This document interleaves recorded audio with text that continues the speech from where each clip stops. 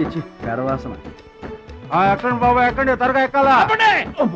ఆపండి వచ్చేస్తున్నా. ఈ బ్రేక్ ఇన్స్పెక్టర్ ఎవరు? Sorry, very sorry, extremely sorry.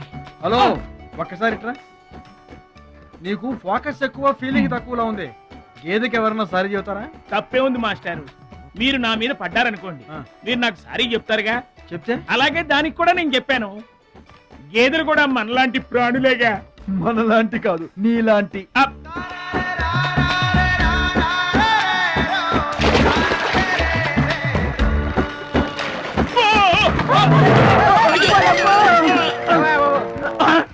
అమ్మో, చిమ్మడిపోను.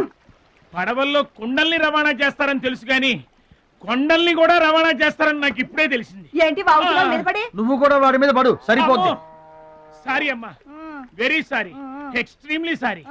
అవునమ్మా, నీ ఆరోగ్య రహస్యం బూస్తా కాదు, నాటుకోడి రోస్ట్.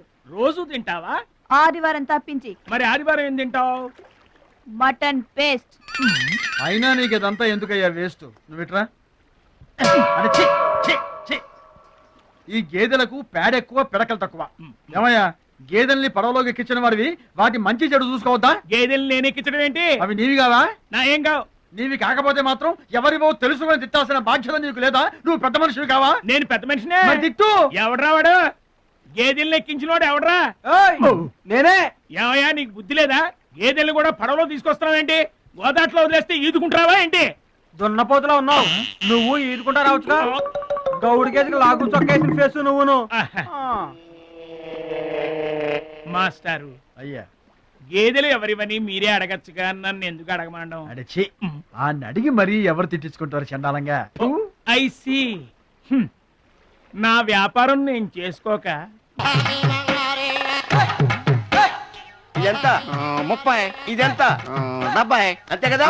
ఇప్పుడు నువ్వు తొలి ప్రభలో పడ్డావే, దాని దగ్గరికి వెళ్ళి ఇది 30, ఇది 70 అని చెప్తే దాన్ని చేసుకో. అలాగే.